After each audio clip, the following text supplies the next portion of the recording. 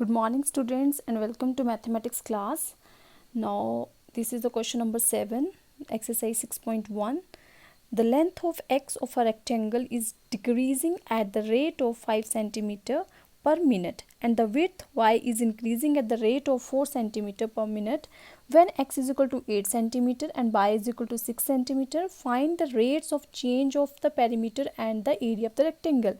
Now we are doing the exercise 6.1 और इस exercise में हम देख रहे हैं कि हमें कुछ किसी भी शेप का स्फेयर का एरिया दिया है और उस एरिया को चेंज करके वॉल्यूम को चेंज करके we are putting the values and we are getting the answer. Now in this question the shape is given in the form of that is your rectangle. ये आपका कोई rectangle है. This is A B and C and D. The length of this rectangle that is x, length इसकी x है and this length is decreasing with the rate of 5 centimeter per minute.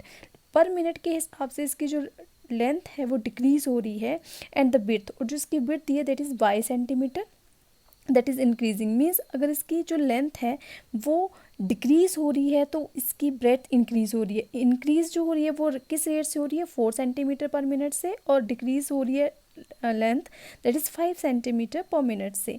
No x is equal to 8 centimetre. तो आपको ये बताना है कि x is equal to, अगर 8 centimetre है the value of the length is 8 centimetre and the value breadth is y is equal to 6 centimetre, then find the rates of change of the perimeter.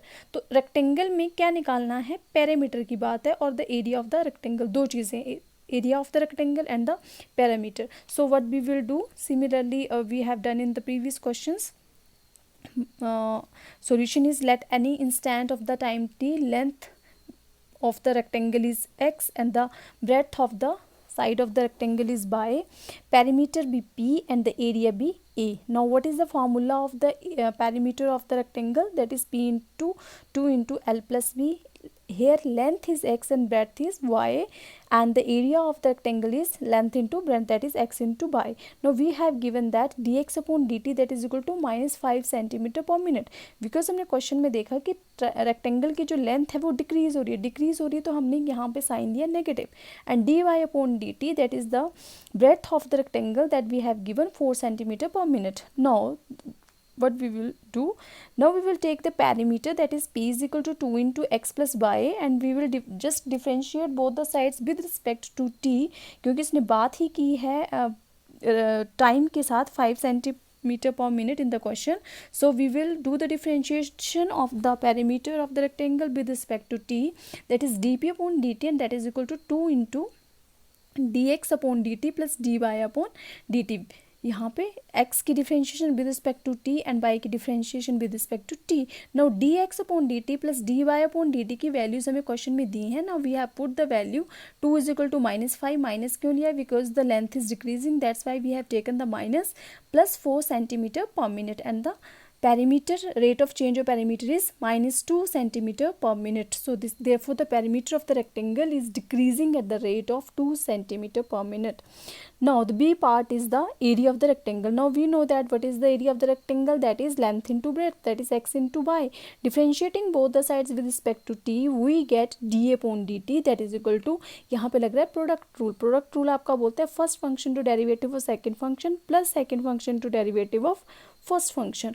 Now again we put the value 8 centimeter, it is given, and the dy upon dt की value 4 centimeter per minute, it's also given, plus 6 centimeter this is also given, and minus 5 centimeter per minute this is also given, and answer is 2 centimeter square per minute. So area of the rectangle is increasing at the rate of 2 centimeter square per minute and the perimeter of the rectangle is decreasing at the rate of 2 centimeter per minute. So this is all about the question number 7. Now the question number 8. Question number 8 कहता है कि a balloon which always remains spherical. एक balloon है and that is remains spherical, वो spherical ही रह रहा है. On inflammation is being inflated by pumping in 900 cubic centimetres of gas per second. एक बैलून है, उसमें आप गैस डाल रहे हो तो वो इन्फ्लेट हो रहा है एंड आपको बताना है कि find the rate at which the radius of the balloon, क्योंकि वो स्फेरिकल शेप में तो उसका कुछ रेडियस भी होगा. Then you have to tell that the rate at which the radius of the balloon increases when the radius is 15 centimetre, 15 centimetre का radius हो तो आपका जो बैलून को कितना किस रेट से इंक्रीज हुआ है. No again this is a balloon is in spherical shape, so we know that the volume is equal to 4/3 pi r cube. Differentiating both the sides with respect to t, we get dv upon dt. 4/3 pi is constant, so differentiation जब हम इसके साथ करेंगे किसी function की constant के साथ तो ये बाहर आ जाता है. And the differentiation of r cube with respect to t is 3r square dr upon dt. Now this is also given in the question 900 cube centimeters by pumping the volume. So we have put the value dB upon dt is 900 centimeter cube per second, and that is equal to 4/3 pi into 3 into 15 radius उसने पूछा था कि अगर radius 15 centimetre है तो आपको बताना है, तो आपने वैल्यू पुट कर दी dr upon dt. Now dr upon dt calculate किया, 900 इधर चले गए, 900 upon 4 pi into 15 and that is equal to 1 upon pi centimetre per second, because ये सारा कैंसिल हो गया. So the rate of increase of the radius of the balloon is equal to 1 over pi centimeter per second. That is the answer. Now the next question, question number 9. A balloon which always remains spherical has a variable radius. Find the rate at which its volume is increasing with the radius when the latter is 10 centimeter. Means balloon है that is spherical in shape and उसका जो variable radius है, find the rate, आपको rate बताना है in its volume. तो questions में हम क्या देख रहे हैं कि जो वॉल्यूम है उसकी रेट की बात है. रेट का मतलब है कि चेंज की बात की है. Is increasing with the radius when the latter is 10 centimetre. So we know that the volume of a sphere is 4/3 pi R cube. We differentiated D Y upon D R with respect to radius. हमने volume को differentiate किया 4/3 pi. Again it is constant and the differentiation of R cube with respect to R is 3r square and this is cancel. We get 4 pi r square, that is equal to 4 pi 10 centimeter square. Then answer is 400 pi centimeter cube. So the rate of increase of volume with respect to change in radius is equal to 400 pi centimeter cube per second. Next question है students. A ladder 5 meter long is leaning against a wall. The bottom of the ladder is pulled along the ground away from the wall at the rate of 2 centimeter per second. How fast its height on the wall decreasing when the foot of the ladder is 4 meter away from the wall. Means ये है आपकी जो मैंने AC लिया है, ये diagram बनाया है. This is your, ये जो AC है, एक ये आपकी एक दीवार है और दीवार के साथ आपकी कोई लेडर रखी है. अब इसने क्या किया है कि इस लेडर को पीछे किया. इसने ये बोला है कि लेडर 5 मीटर लॉन्ग है. इसकी जो लेडर की जो लेंथ है दैट इज़ 5 मीटर. इसकी लेंथ में कोई चेंज नहीं है. It is leaning at the wall के साथ ये खड़ी की है. The bottom of the ladder is pulled along the ground. अब इसके बॉटम को क्या करा जा रहा है, पुल किया जा रहा है. तो आपकी लेडर जो है वो क्या हो रहा है, डिस्टेंस में फ़र्क पड़ रहा है. इसका जो डिस्टेंस है वॉल के साथ उसमें फ़र्क पड़ रहा है, लेकिन इसकी अपनी लेंथ में कोई फ़र्क नहीं पड़ा.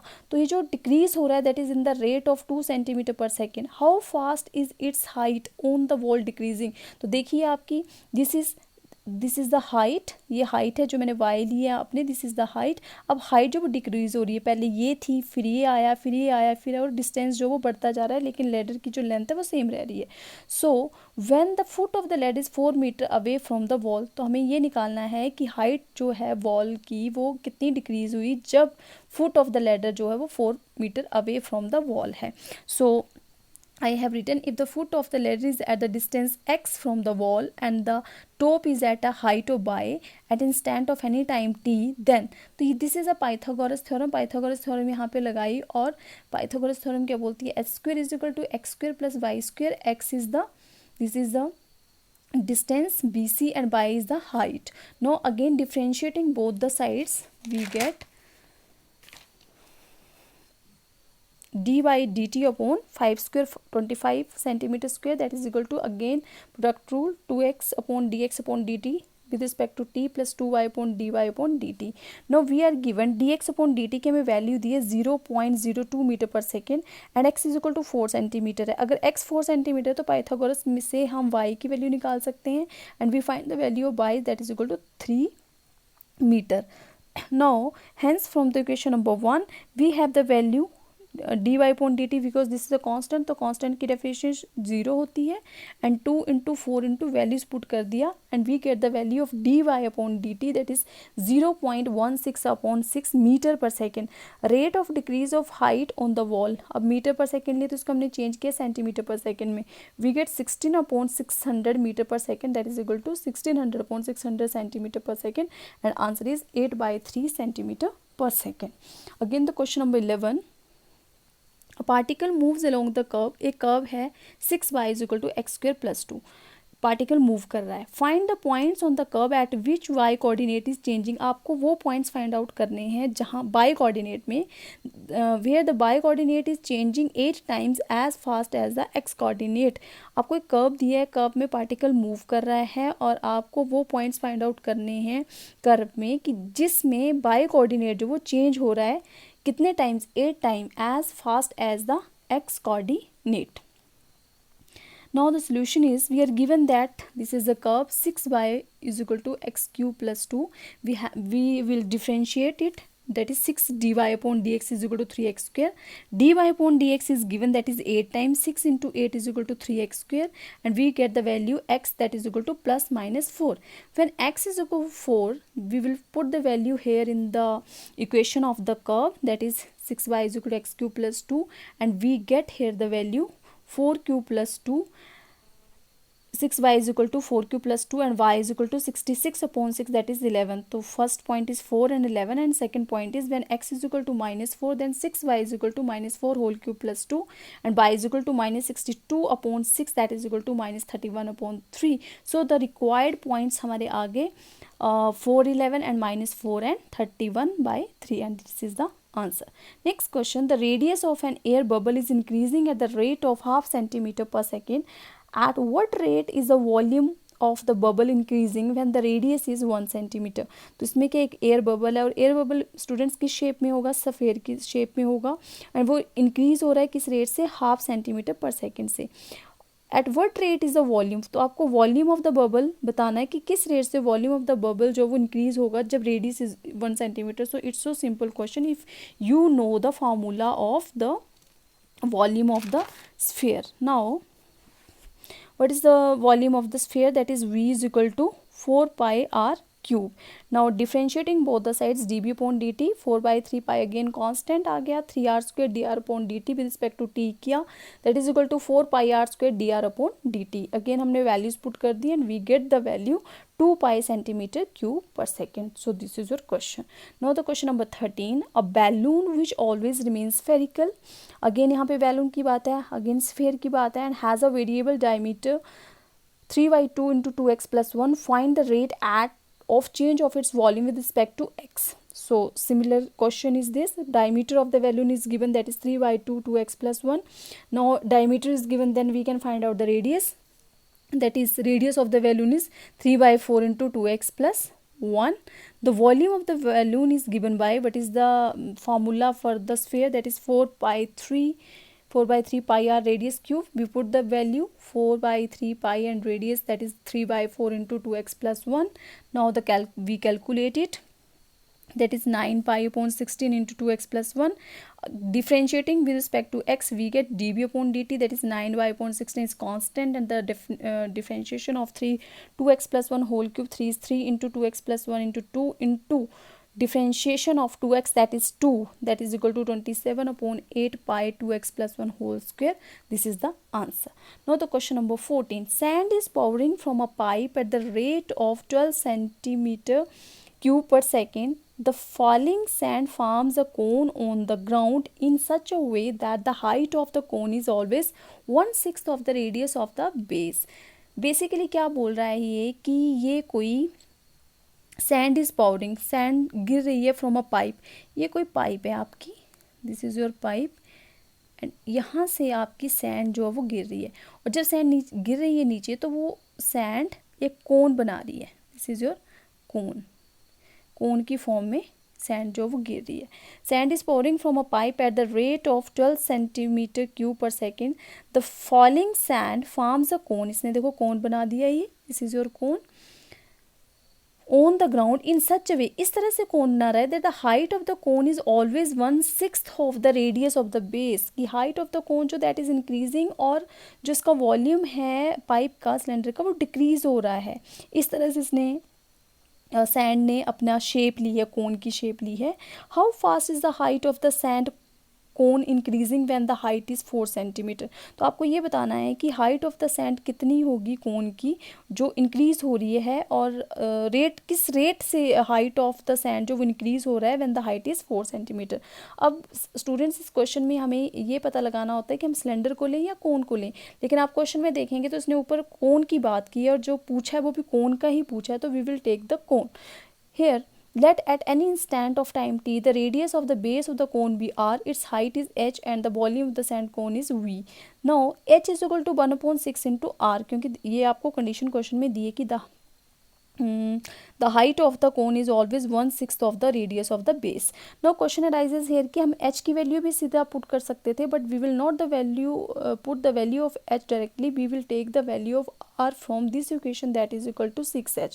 Now v is equal to 1/3 pi r square h, that is equal to 1/3 pi into 6h whole square into h, क्योंकि अगर हम h की वैल्यू हम फाइंड डाल देते तो हमारी जो एच था वो ख़त्म हो जाना था, लेकिन इसने जो पूछा है क्वेश्चन में, इसने पूछा है कि हाइट की बात की है, so we will put the value of r naught the value of h in this equation. 1/3 pi 6h square into h and that is equal to 2 pi h cube. Now differentiating both the sides, dv upon dt that is equal to, this is 12 pi into 3h square into dh upon dt. हमने height ली with respect to t. Now that is equal to 12 centimeter cube per second and that is equal to 36 pi 4 centimeter square dh upon dt.